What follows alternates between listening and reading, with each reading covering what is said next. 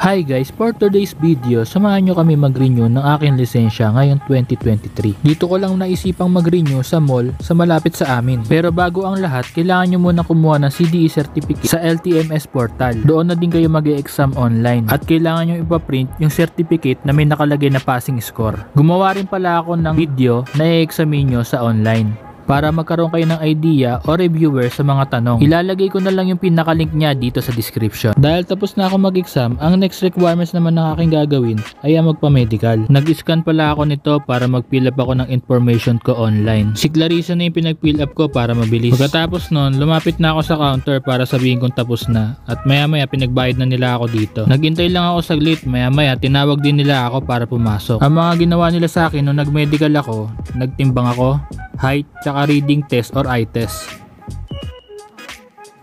Nakuha ko na yung medical certificate ko. Sinama ko dito yung CDE certificate ko na may passing score. Sabay ko kasi silang ipapasa dito sa LTO. Magkatabi lang naman sila, kaya di na ako nahirapang hanapin. Pinacheck ko na kay sir yung mga requirements na dala ko kung may kulang pa siya. Wala na akong pinili pang form dito kasi puro online. May computer dito ko in-online yung LTMS portal ko. Pinacheck niya sa akin kung tama yung mga information ko or kung may babaguhin pa ako. Maya-maya, tinawag na rin ako para magbayad.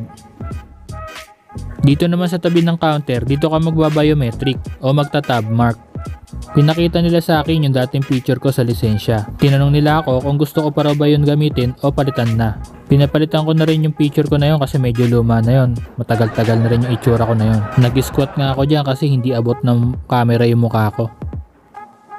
Binigay din nila sa akin yung luma kong lisensya, pero di ko naman ito magagamit kasi may butas na nilagay sila. Maya-maya, nag-biometric ulit ako para sa releasing. Nakuha ko yung 10 years validity ng lisensya. Wala naman kasi tayong violation. In-explain na rin nila dito na babalik tayo kada 3 years para magpa-medical ulit. At ayun na nga guys, tapos na nga. Nakuha na natin yung ating bagong lisensya. Ito nga pala ulit yung mga requirements na kailangan sa pagpaparenew ng lisensya. Ito na rin yung mga nagastos ko. CDE certificate. Sa LTMS portal, libre lang naman yun online. Medical certificate, 600 yung pinakabinayaran ko doon. Nga pala guys, kung gusto nyo makamura sa medical certificate, sa mismong LTO pwede kayo magpa-medical. Sa akin kasi dito na ako sa mall nagpa-medical kaya medyo mataas para na rin maiwasan ko yung pila. So yun lang guys, sana may natutunan kayo kung paano ako nag-renew ng lisensya ngayong 2023. Alam nyo na, like, share, subscribe.